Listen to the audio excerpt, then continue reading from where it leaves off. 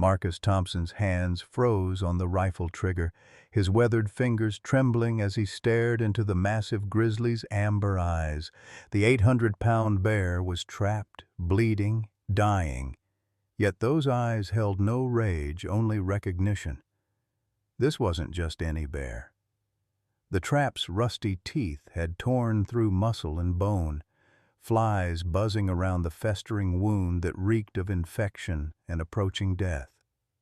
But instead of the expected snarl, the grizzly extended one enormous paw toward Marcus, a gesture so deliberate, so impossibly human, that the veteran ranger stumbled backward. 15 years ago, in these same woods, a young bear cub had saved Marcus's life when he lay broken and lost after a hunting accident. The scar above the grizzly's left eye, jagged, distinctive, confirmed what his heart already knew. "Dear God," Marcus whispered, dropping his weapon. "Bruno?" The bear's eyes never left his face, filled with pain, trust, and something that looked remarkably like forgiveness. Time was running out, and the whole town believed this creature was a killer. Leave a like and share your thoughts in the comments along with the city you're watching from now. Let's continue with the story. The morning sun cast long shadows across Glacier National Park as Marcus Thompson adjusted his ranger hat and stepped out of his weathered pickup truck. At 45, he carried himself with the quiet dignity of a man who had learned hard lessons from the wilderness. His Blackfoot heritage showed in his dark eyes and the respectful way he moved through the forest, as if walking on sacred ground, which to him it was. Marcus hadn't always been a protector of these woods. 15 years ago, he'd been a different man entirely, one who saw bears as trophies rather than the magnificent creatures they were. That Marcus had died the day a bear cub saved his life, and from its ashes rose a man dedicated to redemption. 20 miles away, in the small town of Cedar Falls, Eleanor Whitehorse sat at her kitchen table, her arthritis-gnarled hands wrapped around a steaming cup of coffee. At 72, she was the kind of woman who still baked apple pies from scratch and remembered everyone's birthday. Her kitchen walls were covered with photographs spanning 5 decades, grandchildren, church picnics, and prominently displayed a smiling 8-year-old boy with gap-toothed grin. Tommy Morrison had been gone for 3 years now, but Eleanor still set out an extra plate at breakfast, still hummed his favorite lullaby while she worked. The official story was that a bear had killed him during a camping trip with his father. The whole town knew it. The whole town believed it. Eleanor knew better, but some truths were too heavy for old shoulders to carry alone. Across town, Rick Morrison stumbled out of Murphy's Tavern into the harsh morning light, his work boots scraping against the gravel parking lot. At 52, he looked older, worn down by grief and alcohol. His construction crew had let him go months ago. You can't operate heavy machinery when your hands shake from whiskey and your mind wanders to dead sons. Rick's pickup truck bed rattled with the weight of illegal steel traps, the kind that could snap a man's leg in half. He'd been setting them for months now, driven by a singular obsession. Every bear in these mountains was a potential killer, and every killer deserved to die. The park rangers couldn't protect people, wouldn't protect people, so Rick would do what needed doing. Dr. Sarah Crow. Feather locked up her veterinary clinic and loaded her emergency kit into her SUV. Half Crow, half Irish, she'd returned to Montana after completing her veterinary degree at Colorado State. Her specialty was wildlife medicine, and she'd treated everything from injured eagles to orphaned wolf cubs. What she hadn't expected was how often she'd be called to treat animals injured by human cruelty.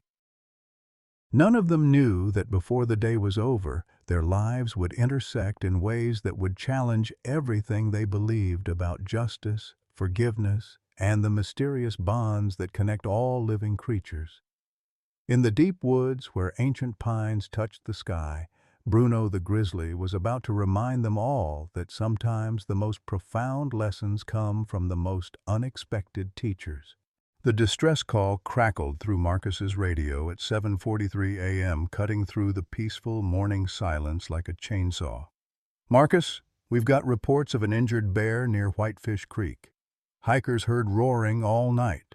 Could be rabid." Marcus's blood chilled. Whitefish Creek bordered the campgrounds where families brought their children to experience nature's wonder. A rabid bear would be a death sentence waiting to happen. He gunned his truck down the winding forest road, emergency lights flashing, his mind racing through protocol, tranquilizer, backup, possible relocation, or, God forbid, putting the animal down. The sound hit him first. Not the aggressive roar of a mad bear, but something else entirely, a low, mournful keening that seemed to echo from the very soul of the wilderness. Marcus had heard that sound only once before, 15 years ago, when he'd encountered a cub mourning its dead mother. Following the GPS coordinates, he parked at the trailhead and hiked deeper into the forest, his boots crunching on pine needles and fallen leaves. The morning air was crisp with the promise of autumn, and normally Marcus would have paused to appreciate the beauty. Today, urgency drove him forward. He found Bruno in a small clearing beside Whitefish Creek, and the sight nearly brought him to his knees. The massive grizzly was caught in a bear trap so large it looked like something from a medieval torture chamber. The steel jaws had clamped down on his right hind leg with such force that bone was visible through the torn flesh. Blood had pooled beneath the bear, attracting clouds of flies, and the smell of infection hung heavy in the air. But it was Bruno's eyes that stopped Marcus cold. Instead of the wild panic he expected, those amber eyes held a weary resignation, as if the bear had been waiting for death to finally claim him. When Bruno saw Marcus approach, his massive head lifted slightly, and in that moment of recognition, 15 years collapsed into nothing. Marcus was 28 again, lying broken and hypothermic in these same woods after his hunting stand had collapsed. He'd been tracking a female grizzly for 3 days, dreaming of the trophy mount that would hang in his living room. Instead, he'd found himself trapped under fallen timber with a shattered leg and no way to call for help. The cub had been barely 2 years old then, separated from its mother by some tragedy Marcus never learned. Instead of fleeing from the human scent, the young bear had stayed with him through the night, sharing its body heat, even bringing him berries and stream water in its mouth. When the rescue team finally found Marcus the next morning, the cub had vanished, but not before leaving an indelible mark on a hunter's heart. The scar above Bruno's left eye, a jagged line from an old wound, confirmed what Marcus's soul already knew. This was his savior, grown massive and magnificent, now trapped by human cruelty in the same woods where he'd once shown a stranger kindness. "Dear God, Bruno," Marcus whispered, slowly approaching the trapped bear. "What have they done to you?" Bruno's ears flicked forward at the sound of his name, and incredibly, his tail gave the faintest wag. Not the aggressive posture of a dangerous predator, but the greeting of an old friend in terrible pain. Marcus quickly radioed for Dr. Sarah Crow Feather and an emergency wildlife transport team. As he waited, he sat down just outside Bruno's reach and began talking in the low, soothing tones he'd learned during his ranger training. "Easy, big guy. Help is coming. I won't let you die here." The trap was clearly homemade, crude but effective, with serrated edges designed to prevent escape. Whoever had built it wanted bears to suffer before they died. Marcus felt rage building in his chest as he examined the contraption, looking for any way to release the mechanism without causing more damage. When Dr. Sarah arrived 40 minutes later with her emergency kit and 2 Park Service volunteers, she took one look at the situation and shook her head grimly. "We need to sedate him immediately and get him to the clinic. This level of infection, Marcus, I'm not sure we can save the leg. Then we save the bear, Marcus said firmly. Whatever it takes.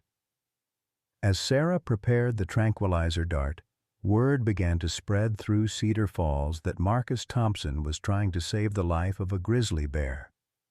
By noon, the story would reach Rick Morrison, and by evening, the entire town would be forced to choose sides in a conflict that would tear the community apart.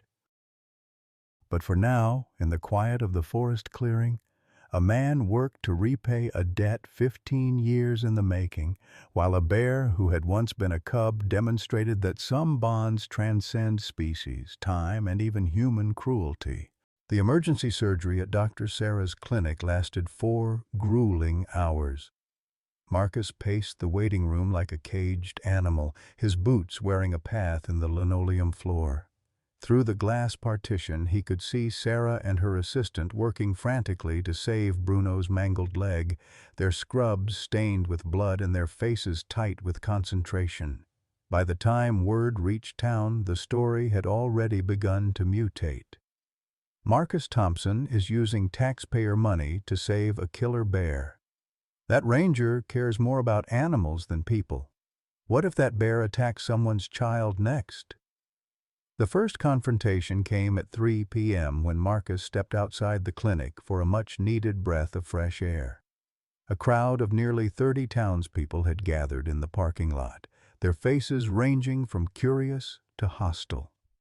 At the front stood Dave Mitchell, the town's self-appointed spokesman, his arms crossed and his jaw set in righteous indignation. "Marcus, what the hell are you thinking?" Dave called out. "That bear could have rabies. It could have killed someone." "The bear was trapped, Dave. Illegally. Someone set steel traps on federal land." Marcus's voice remained calm, but his hands clenched into fists at his sides. "No animal deserves to die that way." "Tell that to the Morrison family," shouted a woman from the back of the crowd. "Tell that to little Tommy's grandmother." The mention of Tommy Morrison sent a ripple of murmurs through the gathering. Everyone knew the story, or thought they did. 3 years ago, 8-year-old Tommy had been killed by a bear during a camping trip with his father. It was the kind of tragedy that marked a small town forever, the kind of loss that demanded someone to blame. Marcus felt the weight of 30 pairs of eyes boring into him. "This isn't about Tommy Morrison. This is about doing what's right." "Right?" Dave's voice rose to a shout. "What's right is putting that animal down before it hurts someone else. What's right is protecting our families instead of protecting predators." Just then, the clinic door opened and Eleanor Whitehorse stepped outside, moving slowly but with unmistakable purpose. At 72, she was one of the most respected women in Cedar Falls, a retired schoolteacher who had taught half the people in the crowd. When Eleanor spoke, people listened. "Dave Mitchell," she said, her voice carrying the authority of decades in the classroom. "I taught you in 3rd grade, and you were full of hot air then, too." A few nervous chuckles rippled through the crowd, but Dave's face flushed red. "Mrs. Whitehorse, with all due respect, this isn't about childhood memories. This is about public safety." Eleanor walked past Dave and stood next to Marcus, her weathered hand coming to rest on his arm in a gesture of solidarity. "This is about fear, Dave. Fear and ignorance and the need to blame something for our pain." "That bear killed Tommy," someone shouted from the crowd. Eleanor's eyes flashed with something Marcus couldn't quite identify. Anger, maybe, or something deeper. "Did it, now? Were you there? Did you see it happen?" The question hung in the air like a challenge. People shifted uncomfortably, looking at their feet or whispering to their neighbors. The truth was, nobody had witnessed Tommy's death except his father, Rick Morrison, and Rick's version of events had never been questioned. "I brought apple pie," Eleanor announced, changing the subject with the kind of maternal authority that brooked no argument. "Fresh from the oven." Anyone who wants to discuss this like civilized human beings is welcome to a slice and some coffee in the clinic waiting room. The offer of food worked like magic on the crowd. Montanans were raised to never refuse hospitality, especially from a church-going grandmother with a reputation for the best apple pie in 3 counties. One by one, people began filtering into the clinic, their anger temporarily set aside by the promise of comfort food and rational conversation. But not everyone was swayed by Eleanor's diplomacy. As the crowd thinned, Marcus noticed a familiar figure standing alone by the edge of the parking lot. Rick Morrison leaned against his pickup truck, his face half hidden in shadow, watching the proceedings with the intensity of a man planning war. Rick was 42 years old, but looked 60, his face carved with lines of grief and alcohol abuse. His clothes hung loose on a frame that had once been strong from construction work, but was now whittled down by whiskey and sleepless nights. When he saw Marcus looking at him, Rick straightened up and walked over with the careful gait of a man trying to hide his intoxication. "So it's true," Rick said, his words slightly slurred, but his eyes burning with lucid hatred. "You're really trying to save that monster." Marcus chose his words carefully. "I'm trying to save an injured animal, Rick, the same as I'd do for any creature in pain." Rick laughed, but there was no humor in the sound. "Any creature? Even the one that tore my boy apart? Even the one that left me to bury pieces of my son in a coffin too small for a real funeral?" The raw pain in Rick's voice hit Marcus like a physical blow. He'd known about Tommy's death, of course. The whole Park Service had been involved in the search and investigation. But he'd never seen Rick's grief up close, never witnessed the way loss could hollow out a man from the inside. "Rick, I'm sorry about Tommy. More sorry than you'll ever know.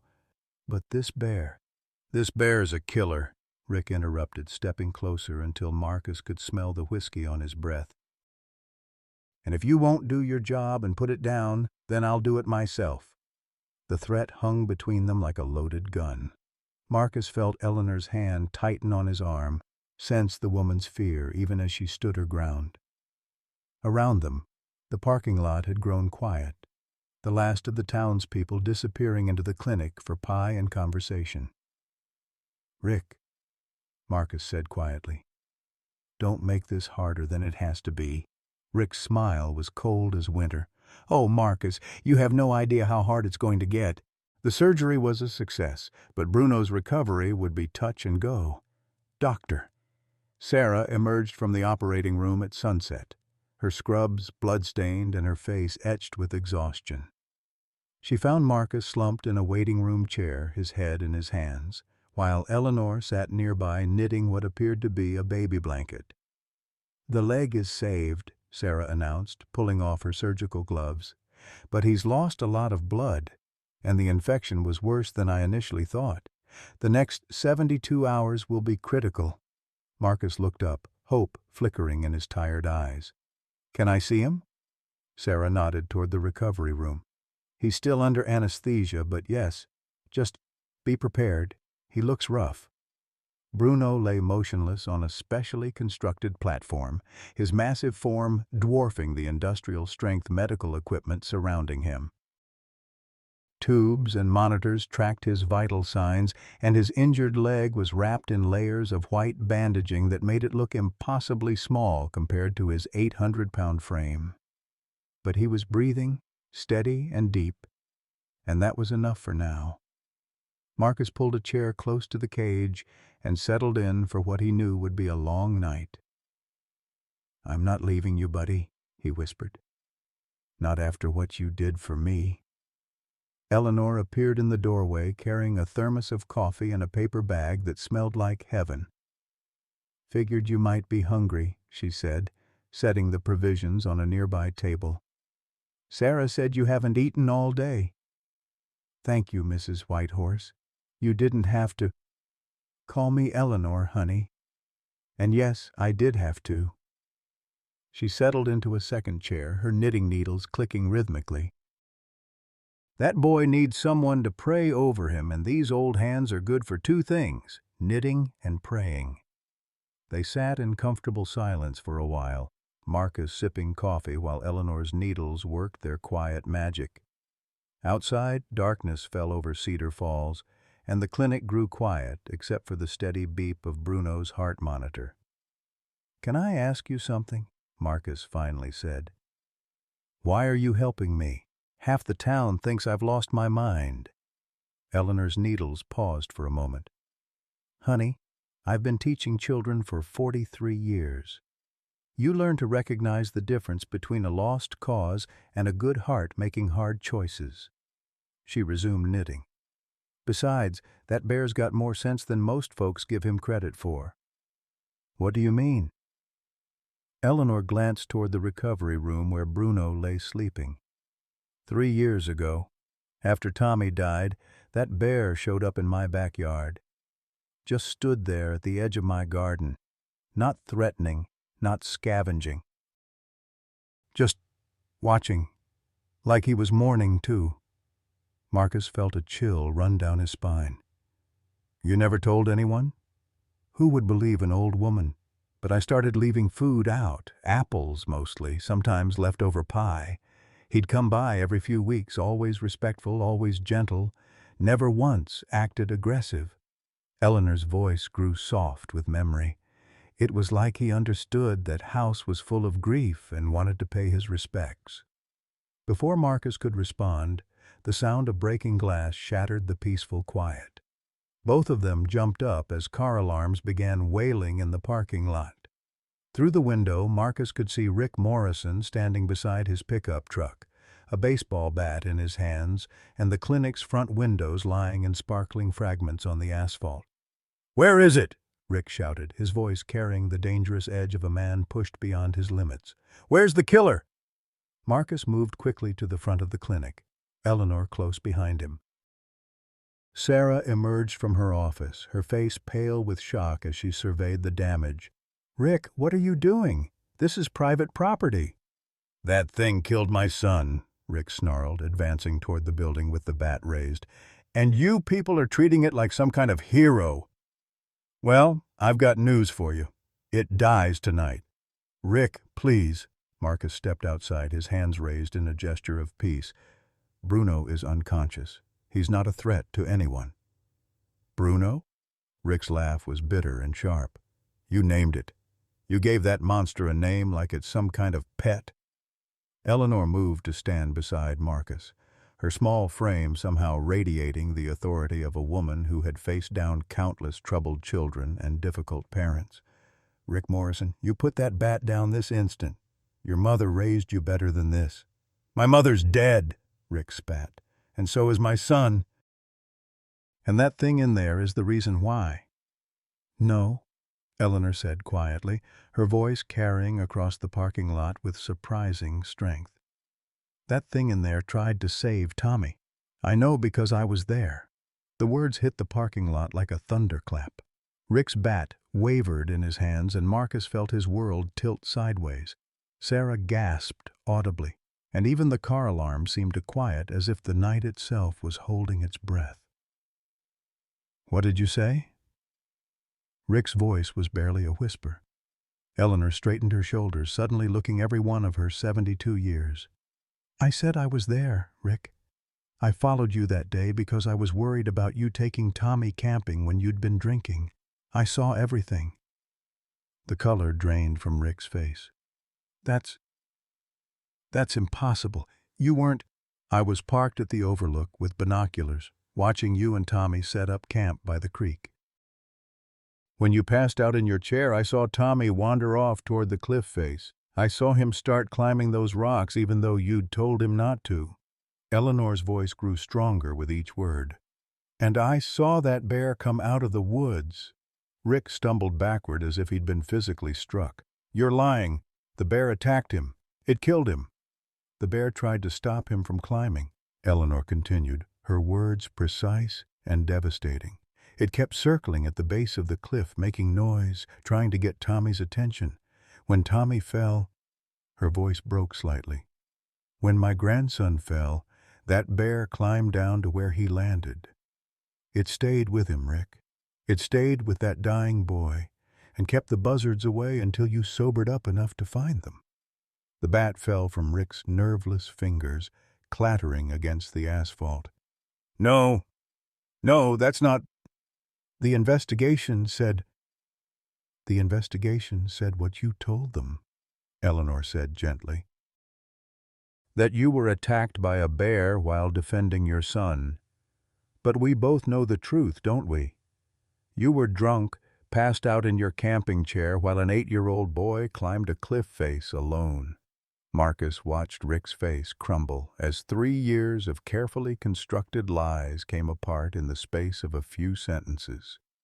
The big man sank to his knees in the parking lot, his body shaking with sobs that seemed to come from somewhere deeper than grief. I couldn't tell them, Rick whispered. I couldn't tell them I was drunk. I couldn't tell them I failed to protect him. So I let them think. You let them think the bear was a monster, Eleanor finished, when the real monster was the bottle that kept you from being the father Tommy needed. Sarah stood frozen in the clinic doorway, clearly overwhelmed by the revelation. Marcus felt as if the ground beneath his feet had shifted permanently. 3 years of believing he was protecting a dangerous predator, and now he learned that Bruno had been a guardian angel all along, but there was more. Eleanor wasn't finished. There's something else you need to know, she said, her voice growing softer but no less firm. About why that bear recognized you, Marcus. About why he's been coming around my house for 3 years. Marcus felt his heart begin to race. What do you mean? Eleanor turned to face him fully, her eyes bright with unshed tears. 15 years ago, you were hunting in these woods. You fell from your tree stand and broke your leg. A bear cub found you and kept you warm through the night. How do you know about that? Marcus's voice was barely audible. Because Tommy wasn't the first grandson I lost to these mountains, Eleanor said. My daughter's first child, a boy named David, was stillborn 20 years ago. She and her husband were so broken by the loss that they left Montana and never came back. But before they left, they told me about the hunting guide who'd been found with a broken leg, talking deliriously about a bear cub that saved his life. The pieces clicked into place with devastating clarity. David Morrison, you're saying... Tommy was David's younger brother, Eleanor nodded. Rick is my son. And that bear in there, he's connected to both tragedies, but not as the villain in either story. He's been trying to protect my family for 20 years, and all we've done is blame him for our own failures. Rick looked up from where he knelt on the asphalt, his face streaked with tears and understanding. The bear that stayed with Tommy, it was the same one that saved the hunter? Same bear, Eleanor confirmed. Same protective instinct, same gentle heart that everyone in this town has been calling a killer. The silence that followed was broken only by the sound of Bruno's heart monitor beeping steadily through the clinic's broken windows. In that moment, 3 people stood in a parking lot under the Montana stars, surrounded by the wreckage of assumptions and lies, finally understanding the truth about loyalty, protection, and the mysterious ways that love can transcend species. But their revelation was about to be interrupted by the arrival of Sheriff Wilson's patrol car, its red and blue lights painting the scene in stark official colors, because someone in town had called the police. And now Marcus would have to explain why he was harboring an allegedly dangerous animal while the man who'd spent 3 years seeking revenge stood in a pile of broken glass with a baseball bat at his feet. The real confrontation was just beginning. Sheriff James Wilson stepped out of his patrol car with the weary expression of a man who had seen too many domestic disputes and bar fights over his 20-year career. At 50, he was lean and gray-haired, with the kind of steady presence that could diffuse most situations before they escalated. But as he surveyed the scene, broken glass, a baseball bat on the asphalt, and Rick Morrison on his knees crying, Wilson knew this was going to be more complicated than a simple vandalism call. "Evening, folks," Wilson said, his hand resting casually on his service weapon but not drawing it. "Got a call about a disturbance. Anyone want to tell me what's going on here?" Rick slowly got to his feet, swaying slightly as the alcohol and emotion caught up with him. "Sheriff, I broke the windows. It was me." "I can see that, Rick. The question is why." Wilson's eyes moved from Rick to Marcus to Eleanor, taking in the tension that hung in the air like smoke. "This have anything to do with that bear Thompson's got in there?" Before anyone could answer, the sound of gravel crunching announced the arrival of more vehicles. Dave Mitchell's pickup pulled into the parking lot, followed by 2 more cars carrying concerned townspeople who had heard about the confrontation. Word traveled fast in Cedar Falls, especially when it involved the Morrison family and their ongoing tragedy. "Sheriff Wilson," Dave called out as he approached the group. "Thank God you're here. We've been trying to tell Marcus that keeping that killer bear is dangerous, but he won't listen to reason." Wilson held up a hand to stop Dave's advance. "Hold on there, Dave. This is an active scene, and I need to sort out what happened before we start having a town meeting in the parking lot." From inside the clinic came a low, rumbling sound that made everyone freeze. Bruno was waking up from the anesthesia, and his confused, groggy roar carried through the broken windows like a primal warning. Several people in the gathering crowd took instinctive steps backward. "See?" Dave's voice rose with vindication. "That thing is waking up, and we're all standing here like sitting ducks. Sheriff, you need to authorize putting it down before someone gets hurt." "Nobody's putting anything down until I understand what's happening here," Wilson said firmly.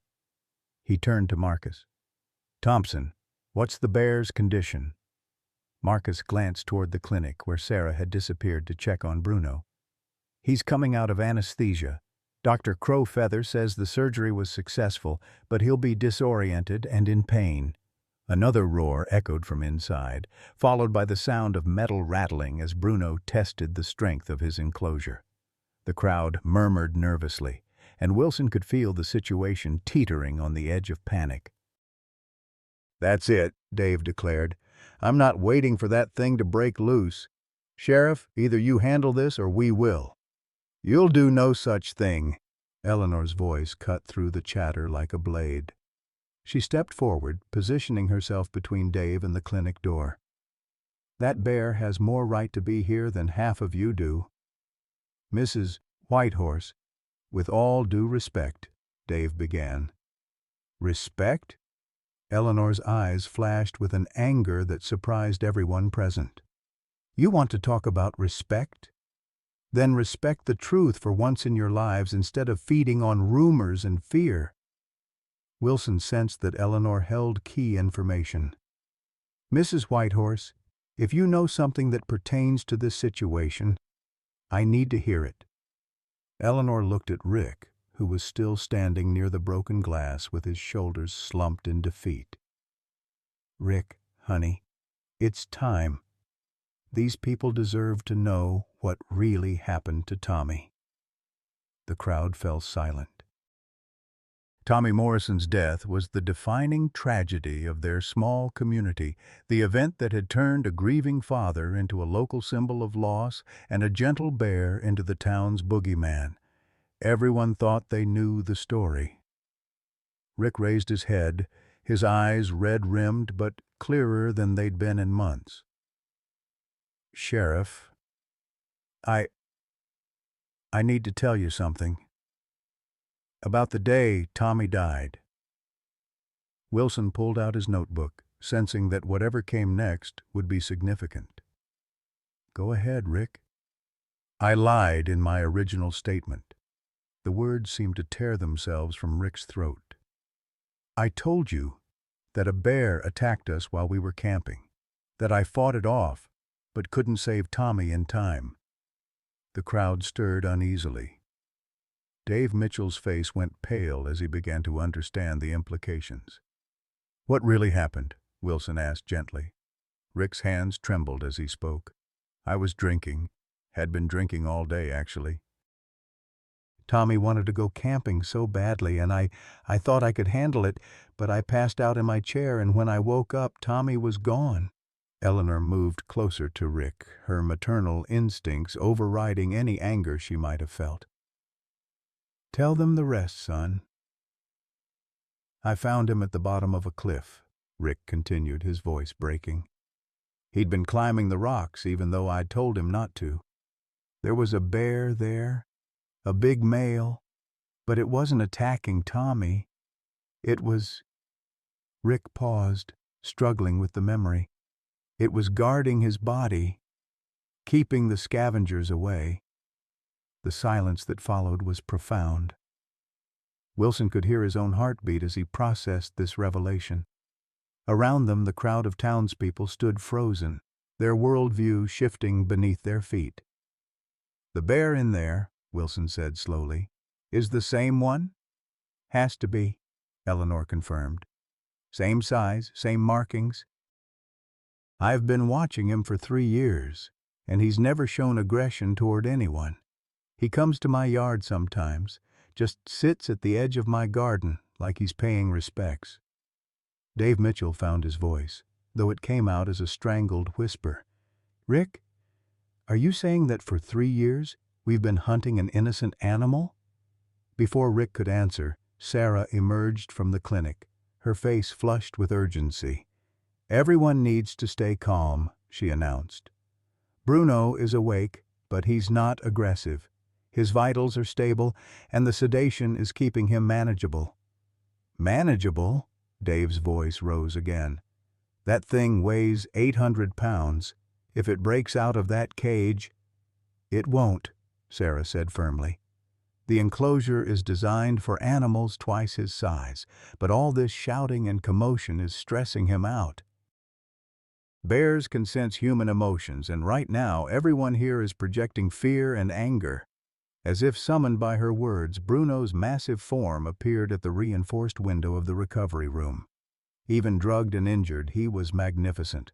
A mountain of muscle and fur with intelligent amber eyes that seemed to take in every face in the parking lot.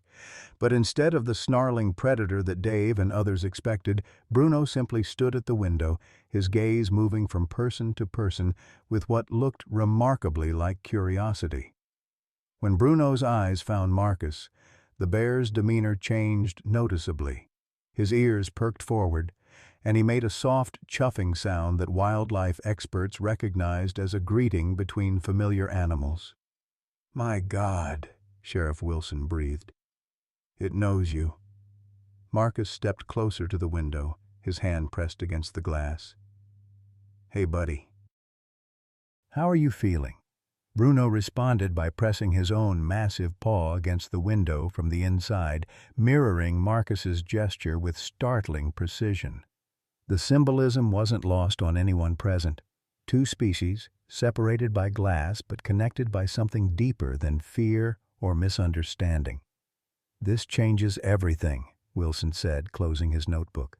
"Rick, I need you to come to the station tomorrow to give a revised statement, and I need to know about these illegal traps. Who's been setting them?" Rick's confession opened like a floodgate. "Me. I've been setting steel traps all over the park for months. I thought if I could kill every bear in the area, Tommy could finally rest in peace, but now—" He looked at Bruno through the window, seeing the animal's gentle nature for the first time.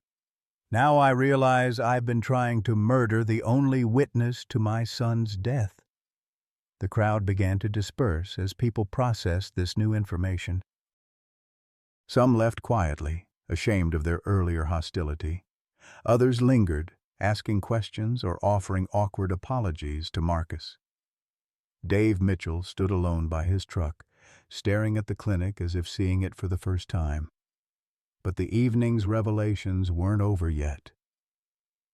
As the parking lot cleared, Eleanor approached Sheriff Wilson with the slow, determined walk of a woman who had carried secrets too long. "Sheriff?"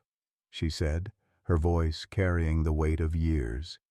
"There's more you need to know about why that bear has been protecting this family for so long." Wilson reopened his notebook, with a sinking feeling that this case was about to become even more complicated. Around them, the Montana night settled over Cedar Falls, and inside the clinic, Bruno continued his vigil at the window, watching over the humans who were finally beginning to understand the true nature of loyalty, protection, and love. Eleanor's revelation hung in the night air like a loaded gun waiting to discharge. Sheriff Wilson could sense that whatever the elderly woman was about to tell him would shatter what remained of the carefully constructed narrative that had defined Cedar Falls for the past 3 years. "Mrs. Whitehorse," Wilson said gently, "if you have information relevant to Tommy Morrison's death or any other incident, I need to hear it." Eleanor glanced at Rick, who was still standing near the broken glass, his face a mask of confusion and growing dread. "Rick, honey, what I'm about to say, it's going to hurt. But it's time for the whole truth." Rick's voice came out as a whisper. "What truth? I just told them everything about Tommy. What more could there be?" Eleanor's weathered hands trembled as she reached into her purse and pulled out a worn photograph. Even in the parking lot's dim lighting, Wilson could make out the image of a young woman holding an infant, standing next to a man in hunting gear. "This is my daughter, Linda," Eleanor said, her voice thick with emotion, "and this is her first baby, David. He was born 22 years ago, but he only lived for 3 hours." Rick stared at the photograph as if it were written in a foreign language. "I don't understand. Who's David? You never told me about any David." "David was your older brother, Rick." Eleanor's words fell like hammer blows. "Linda was 17 when she got pregnant by a boy who left town the moment he found out.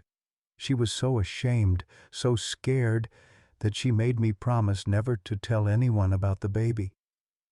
Wilson felt the pieces of some larger puzzle shifting in his mind, but he couldn't yet see the complete picture. "Mrs. Whitehorse, how does this relate to the current situation?" Eleanor's eyes moved to the clinic window where Bruno still maintained his vigil. "Because the hunting guide who found Linda when she went into labor alone in the woods 22 years ago was Marcus Thompson." The words hit the parking lot like a physical force. Marcus, who had been standing quietly near the clinic, went rigid with shock. Rick's face drained of all color, and even Sheriff Wilson felt his professional composure slip. "That's impossible," Marcus breathed. I don't remember." "You were different then," Eleanor continued, her voice gaining strength from finally speaking a truth she'd carried for 2 decades. "Younger, harder. You'd been drinking that night, celebrating some successful hunt. Linda was hemorrhaging, scared, and alone. You found her by Whitefish Creek, the same place where you found Bruno today." Marcus's hands began to shake as fragments of memory surfaced. "There was a girl. Young, maybe 16 or 17. She was bleeding in labor. I helped deliver the baby, but it wasn't breathing. I tried CPR, but David was already gone," Eleanor finished. "You stayed with Linda until the ambulance arrived, then disappeared before anyone could ask your name. Linda was so traumatized by the loss that she blocked out most of that night, but she remembered your voice, your kindness." Rick stumbled backward as if struck. "You're saying Marcus delivered my dead brother?" "I'm saying Marcus tried to save a baby who couldn't be saved, just like he's trying to save a bear that some people think should die." Eleanor's voice grew fierce with maternal protection. "And I'm saying that maybe, just maybe, there are no coincidences in this world." Sheriff Wilson struggled to process the implications.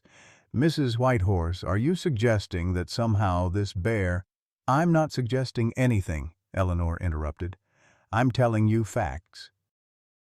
22 years ago, Marcus helped bring a Morrison child into the world, even though that child didn't survive. 15 years ago, a bear cub saved Marcus's life in the same woods where David was born. 3 years ago, that same bear tried to protect Tommy Morrison from falling off a cliff. And today, Marcus risked his career to save that bear's life. The circle of connection was so profound, so unlikely, that Wilson found himself questioning the very nature of coincidence and fate. Around them, the few remaining townspeople stood transfixed by Eleanor's revelation. But Rick was spiraling into something darker than confusion. His face had gone from pale to flushed, and his hands were clenching and unclenching as if he were trying to grasp something that kept slipping away. "So you're telling me," Rick said, his voice rising with dangerous intensity, "that my whole life has been some kind of cosmic joke, that this bear has been stalking my family for 20 years, that it watched my brother die, then watched my son die, and now everyone expects me to just, what, thank it?" "Rick, that's not what I'm saying," Eleanor began. "Yes, it is." Rick's shout echoed off the clinic walls. "You're saying this animal has been connected to every tragedy in our family. You're saying it's been watching us, following us. That's not protection, that's—" Rick's words were cut off by a thunderous crash from inside the clinic.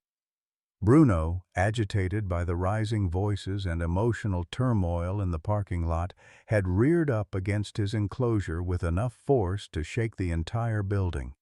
The sound of bending metal filled the air, and Sarah's voice could be heard from inside shouting medical instructions to someone.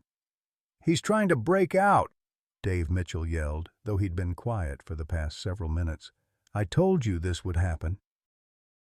That thing is going to kill us all." But Marcus was already moving toward the clinic door, his instincts overriding his shock at Eleanor's revelation. "He's not trying to escape. He's trying to get to me." "Marcus, don't!" Wilson started to say, but it was too late. Marcus disappeared through the clinic's front door, and through the broken windows, everyone could see him approaching Bruno's enclosure. The massive bear immediately stopped his thrashing and pressed himself against the reinforced mesh, making the same soft, chuffing sounds they'd heard earlier. "Easy, boy," Marcus's voice carried clearly through the night air. "I know this is all confusing. Hell, I'm confused too. But we're going to figure it out together, okay?" Bruno's response was to extend his injured paw through the mesh, just far enough for Marcus to touch it gently. The gesture was so deliberately peaceful, so obviously trusting, that even Dave Mitchell fell silent. Rick stood frozen in the parking lot, watching this display of interspecies affection with an expression of growing horror. "This is wrong," he whispered. "This whole thing is wrong.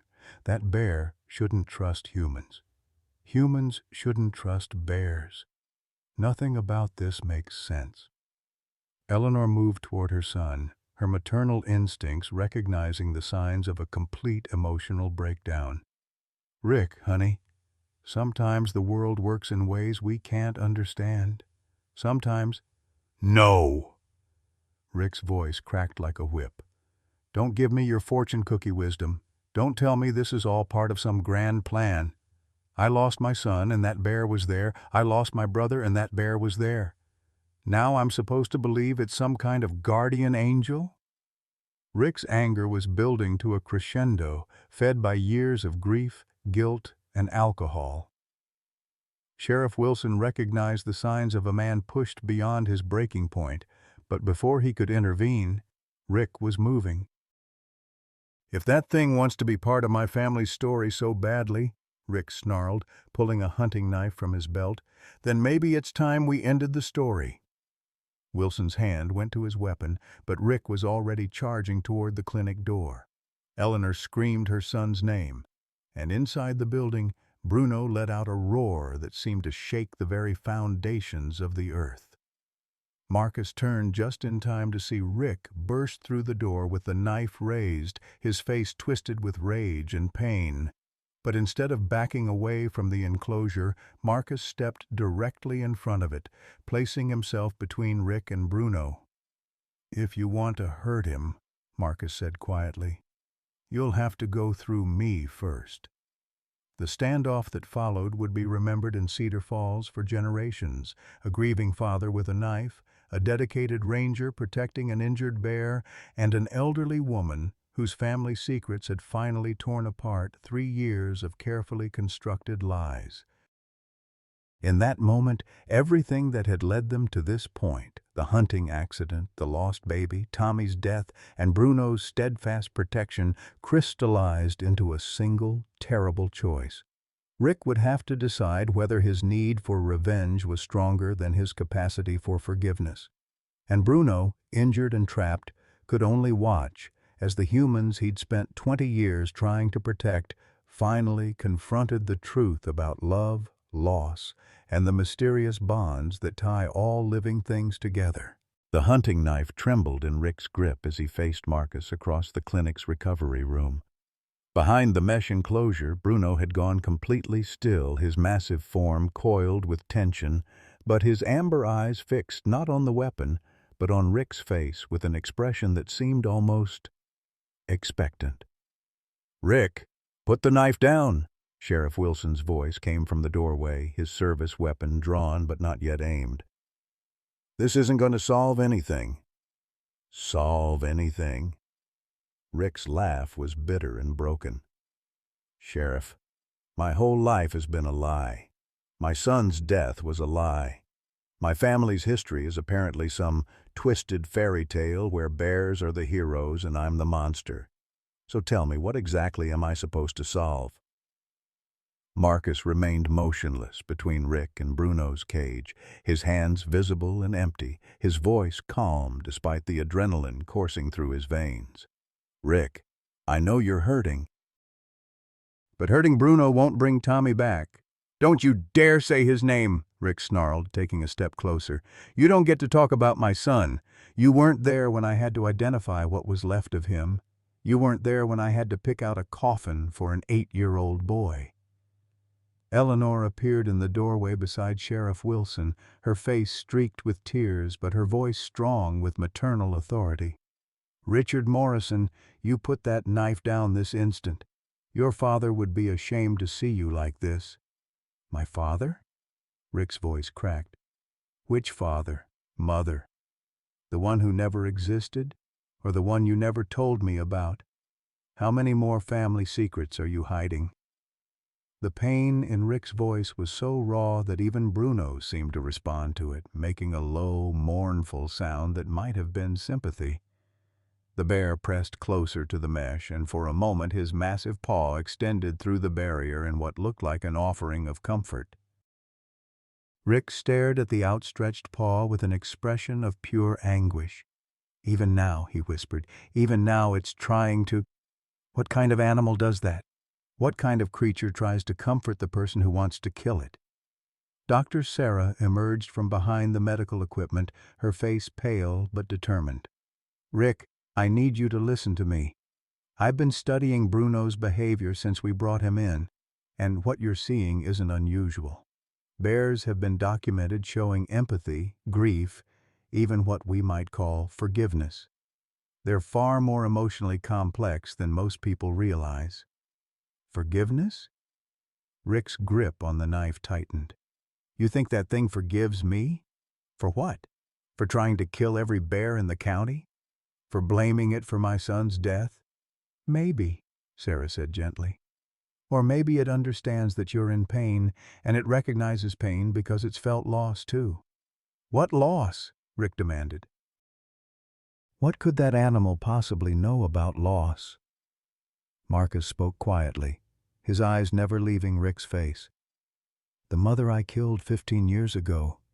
The cubs that starved because I took their provider away. Bruno knows about loss, Rick. He's lived with it his whole life." The confession hit the room like a physical blow.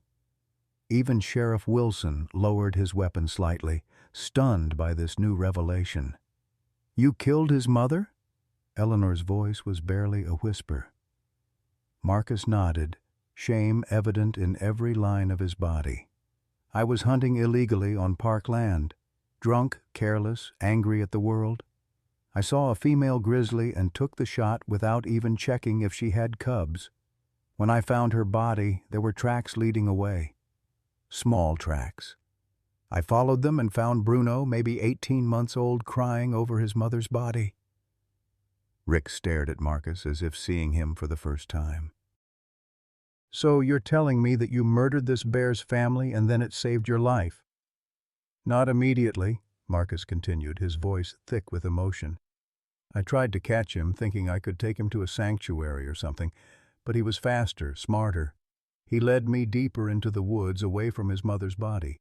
I thought he was just running, but he was actually leading me toward water and shelter. When I fell and broke my leg, he stayed with me through the night." Eleanor pressed her hand to her mouth, understanding dawning in her eyes. "He saved the man who killed his mother." "The irony isn't lost on me," Marcus said. "I've spent 15 years trying to atone for what I did, becoming a ranger, protecting wildlife, trying to be worthy of the forgiveness he showed me, but nothing I do will ever bring back the family I destroyed." Rick's knife wavered as he processed this information. "So both of us. We both failed to protect what mattered most." "You failed his mother. I failed my son." "Yes," Marcus said simply, "but Bruno didn't fail either of us. He tried to save your son just like he saved me. He's been trying to protect people who couldn't protect themselves." Behind the mesh, Bruno had been listening to the conversation with the focused attention that only highly intelligent animals possessed. Now, as if understanding that words weren't enough, he did something that made everyone in the room freeze. The massive bear began to hum. It wasn't quite a growl, not quite a whine, but a low, melodic sound that seemed to come from deep in his chest. The tune was simple, repetitive, almost like, "Jesus Christ," Eleanor breathed. "That's Twinkle, Twinkle, Little Star." Rick's face went white. That was Tommy's favorite song. I used to sing it to him when he couldn't sleep. Dr. Sarah stepped closer to the enclosure, her scientific mind struggling to process what she was witnessing. "Bears can't carry tunes. They don't have the vocal structure for it. This is impossible." But Bruno continued humming, his eyes fixed on Rick with an expression of infinite patience and understanding. The simple melody filled the room, and with it came the unmistakable sense that this was more than just sound. It was communication, memory, love made audible. Rick dropped the knife. The metal clattered against the floor as he sank to his knees, his body shaking with sobs that seemed to come from the very depths of his soul. He remembers? Oh, God. He remembers Tommy singing. Eleanor rushed to her son's side, wrapping her arms around his trembling shoulders. "It's okay, honey. It's okay to grieve. It's okay to hurt." "I've been hunting the wrong monster," Rick whispered through his tears. "All this time I've been hunting the wrong monster. The real monster is me. I let my boy climb that cliff. I was too drunk to watch him. I failed him, and then I blamed an innocent animal for my failure." Sheriff Wilson holstered his weapon and approached slowly. "Rick, what happened to Tommy was an accident. A terrible, tragic accident, but not murder. And blaming yourself or blaming Bruno won't change what happened." Bruno stopped humming and pressed his face against the mesh, as close to Rick as the barrier would allow. The bear's massive paw extended through the opening again, this time reaching toward Rick's outstretched hand. "He wants to touch you," Marcus said softly. "He wants to offer comfort." Rick looked up at the bear through tear-blurred eyes. "How can you forgive me? How can you forgive any of us? We've done nothing but hurt you and your kind." Dr. Sarah knelt beside Rick, her voice gentle with professional compassion and personal wonder. "Maybe that's what makes forgiveness so powerful, Rick. It's not about deserving it. It's about needing it and having someone willing to give it freely." Slowly, hesitantly, Rick reached out and let his fingers touch Bruno's massive paw. The contact was electric, not with danger, but with recognition, acceptance, and something that transcended species and circumstance. "I'm sorry," Rick whispered to the bear. "I'm so sorry for everything. For the traps, for the hunting, for blaming you for my failures. I'm sorry Tommy died while you were trying to protect him." Bruno's response was to gently close his paw around Rick's fingers, not gripping, not threatening, just holding. It was a gesture of such profound gentleness from such a powerful creature that even Sheriff Wilson found himself wiping away tears. "This changes everything," Wilson said quietly. "The investigation, the public perception, the whole narrative we've been operating under." "Rick, you're going to need to give a complete statement about everything. The drinking, the cover-up, the illegal traps." Rick nodded, still holding Bruno's paw. "I'll tell you everything. The truth this time. All of it." Eleanor stood slowly, her hand resting on her son's shoulder. "And I'll corroborate what I can. No more secrets. No more lies. This family has carried enough shame." But even as forgiveness and understanding began to heal the wounds in that small clinic room, none of them could know that the hardest test was yet to come. Because outside in the parking lot, Dave Mitchell was making phone calls, and by morning, news crews would descend on Cedar Falls with cameras and questions that would force the entire community to confront not just the truth about Tommy Morrison's death, but the deeper questions about how humans and wildlife could coexist in a world increasingly defined by conflict rather than compassion. The real battle for Bruno's life, and for the soul of their community, was just beginning. 3 months later, the morning sun filtered through the windows of Eleanor's kitchen as she put the finishing touches on what had become a weekly tradition. Apple pies for the volunteers, fresh coffee for the early risers, and a special batch of salmon treats for Bruno, who had grown quite particular about his breakfast preferences. The Cedar Falls Wildlife Education Center had been Rick's idea, born from his desperate need to transform his guilt into something meaningful. What had started as a simple rehabilitation facility for Bruno had evolved into something much larger, a place where the community could learn about wildlife, where children could understand that bears weren't monsters, and where healing could happen one conversation at a time. Eleanor smiled as she watched through her kitchen window. Rick was already in the enclosure with Bruno, going through their morning routine. The massive grizzly, now fully recovered and sporting a barely noticeable limp, followed Rick around like an enormous, devoted dog. Their bond had surprised everyone, including Dr. Sarah, who had documented it in a research paper that was making waves in wildlife behavioral circles.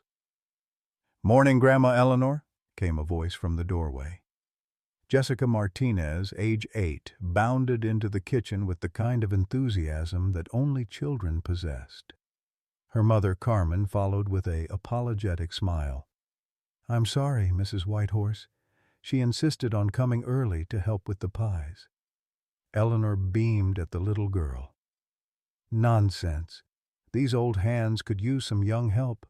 Besides, someone needs to taste test the apple filling." Jessica had become a regular fixture at the center since her family moved to Cedar Falls 2 months ago. Her father worked for the Park Service, and like most children, she had been initially terrified of bears. Now she was Bruno's most devoted advocate, often found reading to him through the fence or showing him her latest drawings. "Is Uncle Bruno awake yet?" Jessica asked, already tying an apron around her small waist. The nickname had stuck after Jessica's first visit, when she'd declared that any friend of Mr. Rick's was family to her. Eleanor's heart warmed every time she heard it. "He's been up for an hour, honey, probably wondering where his breakfast is." Outside, Rick was indeed going through Bruno's morning care routine. The bear's enclosure was spacious, nearly an acre of natural habitat with trees, a stream, and plenty of room to roam. But Bruno rarely ventured far from the fence line, preferring to stay close to the humans who visited throughout the day. "All right, buddy," Rick said, checking the bear's water supply. "Eleanor's making your salmon treats, and I think we've got a school group coming at 10. You ready to be educational?" Bruno's response was a contented chuff. the kind of sound that Dr. Sarah had explained indicated happiness and security. It still amazed Rick how much he'd learned about bear communication in just 3 months. Every grunt, every head movement, every ear position had meaning. Marcus appeared at the fence, coffee mug in hand, and his ranger uniform already pristine despite the early hour. "How's our celebrity this morning?" "Demanding," Rick laughed. "He's figured out that school groups mean extra treats, so he gets excited whenever he sees the bus." The transformation in Rick had been remarkable. Sobriety, purpose, and forgiveness had restored him to something approaching the man he'd been before Tommy's death. He'd lost weight, gained muscle from the physical work of building and maintaining the center, and most importantly, found peace with the past. "Speaking of school groups," Marcus said, "the kids from Kalispell Elementary called to reschedule. Their bus broke down, but we've got that documentary crew coming this afternoon." Rick's face clouded slightly. The media attention had been both a blessing and a curse. The story of a grieving father finding redemption through caring for the bear he'd once blamed for his son's death had captured national attention. Donations had poured in, allowing them to expand the facility and hire additional staff. But with fame came scrutiny, and not everyone approved of keeping a large predator so close to a populated area. "I still think we should have turned them down," Rick said. "All this attention makes Bruno nervous." "Bruno makes Bruno nervous," Marcus replied with a grin. "Yesterday he spent 20 minutes hiding behind a tree because a butterfly landed on his nose." It was true. For all his size and strength, Bruno had revealed himself to be surprisingly gentle and, in some ways, timid. Loud noises startled him. Sudden movements made him retreat. Children, however, had the opposite effect. The bear seemed to understand that small humans required extra care, and his behavior around them was so cautious and protective that even the most skeptical parents had been won over. Eleanor emerged from the house carrying a tray of steaming salmon treats, with Jessica close behind balancing a pitcher of fresh water. "Breakfast is served," Eleanor announced. Bruno immediately ambled over to the fence, his massive form moving with surprising grace. He sat down, all 800 pounds of him, and waited patiently while Eleanor and Jessica distributed his morning meal through the specially designed feeding slots. "Good morning, Uncle Bruno," Jessica said seriously, as if greeting a beloved relative. "I finished the book about Yellowstone bears." "Did you know some bears can live to be 30 years old?" Bruno's response was to gently touch his nose to the fence where Jessica's small hand rested. It had become their daily greeting, and watching it never failed to move Eleanor to tears. "Doctor." Sarah arrived just as they finished feeding, her veterinary bag in hand, for Bruno's weekly checkup. "How's our patient today?" "Healthy as a horse," Rick reported. "Appetite's good, mobility's perfect, attitude is—" He paused as Bruno deliberately ignored Sarah's approach, instead focusing intently on Jessica's animated description of her latest school project. "Selectively social." "He's not avoiding me," Sarah laughed. "He's just prioritizing. Children first, medical procedures second. It's actually a sign of excellent emotional intelligence." As Sarah began her examination, Marcus pulled Rick aside. "I wanted to talk to you about something. The Park Service is offering me a promotion." "Yellowstone?" "It would mean leaving Montana." Rick felt his stomach drop. Marcus had become more than a colleague over the past 3 months. He'd become the brother Rick had never known he'd needed. "Are you considering it?" "I don't know," Marcus admitted. "It's a good opportunity, better pay, more responsibility, but it would mean leaving Bruno, leaving you, leaving this place we've built together." Before Rick could respond, the sound of a vehicle approaching interrupted their conversation. A large black SUV with government plates pulled into the parking area, and 3 people in official-looking suits emerged. "Mr. Morrison? Mr. Thompson?" The lead figure, a stern-faced woman in her 50s, approached the fence. I'm Director Patricia Hawkins with the Department of Fish and Wildlife. We need to discuss the future of this facility.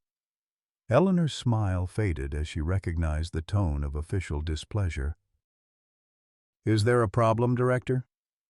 Several problems, actually. Director Hawkins pulled out a tablet and began scrolling through what appeared to be a lengthy document. We've received numerous complaints about the proximity of a large predator to residential areas, safety protocols that don't meet federal standards, and questions about the legal status of keeping a wild animal that should have been relocated months ago. Rick felt the familiar knot of anxiety forming in his chest. Director, Bruno isn't dangerous. He's been thoroughly evaluated. Mr. Morrison, with respect, you're not a wildlife expert. You're a grieving father who's formed an unhealthy attachment to a wild animal. Her words were clinical, cold, designed to cut through emotion and establish authority. This bear belongs in a proper facility, away from populated areas. This is a proper facility, Marcus said, his ranger training helping him maintain professional composure. We've followed all guidelines, passed all inspections. Guidelines change, Mr. Thompson, and frankly, this entire situation has become a public relations nightmare. We have tourists driving hundreds of miles to see a tame grizzly bear, which sends exactly the wrong message about wildlife interaction. Eleanor stepped forward, her small frame somehow commanding, despite the overwhelming official presence. Director, that bear has done more to educate people about wildlife in 3 months than most facilities do in years. Children who were terrified of bears now understand that they're not monsters. Mrs. Director Hawkins checked her tablet. Whitehorse, I understand your emotional investment in this situation, but emotion cannot override public safety policy. We're here to arrange for the bear's transfer to a facility in Alaska where it can live with its own kind. The words hit like physical blows. Transfer meant separation. Alaska meant they'd never see Bruno again. And, with its own kind, was bureaucratic language for a place where Bruno would spend the rest of his life in captivity, far from the humans he'd learned to trust and protect. Jessica, who had been listening with the serious concentration that children brought to conversations they sensed were important, suddenly spoke up. You can't take Uncle Bruno away. He lives here. This is his home. Director Hawkins' expression softened slightly at the child's intervention, but her resolve remained firm. Sweetheart, bears don't belong in people's backyards. Uncle Bruno will be much happier with other bears. No, he won't, Jessica said, with the absolute certainty of youth. He'll be sad, he'll miss us, and we'll miss him. The adults stood in uncomfortable silence as an 8-year-old girl articulated what they all felt but couldn't find words to express. Bruno, sensing the tension even though he couldn't understand the conversation, moved closer to the fence and made a soft, questioning sound. Director Hawkins closed her tablet with finality. Gentlemen, you have 72 hours to make arrangements for proper goodbye procedures. The transfer will take place this Friday. As the officials returned to their SUV and drove away, the small group stood frozen by the fence, watching Bruno watch them with trusting amber eyes that had no way of knowing that his world was about to change forever. Sometimes life gives us second chances when we least expect them, wrapped in the most unlikely packages. For Rick Morrison, that package came with fur, amber eyes, and a heart bigger than his grief. What started as a story of loss and blame transformed into something beautiful, a reminder that healing often comes through service to others, even when those others walk on 4 legs instead of 2. The Cedar Falls Wildlife Education Center became more than just Bruno's home. It became a sanctuary for broken hearts learning to love again. Rick discovered that caring for the bear he once hunted gave him purpose beyond his pain. Eleanor found her family reunited through truth and forgiveness. Marcus learned that redemption isn't a destination. It's a daily choice to do better than yesterday. And little Jessica, she learned that love comes in all shapes and sizes, sometimes weighing 800 pounds and humming lullabies. But now bureaucracy threatens to tear apart what love built together. Sometimes the greatest battles aren't against our pain, they're for our joy. Sometimes we have to fight to keep the very thing that saved us. What would you do if someone tried to take away the thing that brought healing to your heart? Have you ever found unexpected friendship in the most surprising place? Share your thoughts below. Your story might be exactly what someone else needs to hear today.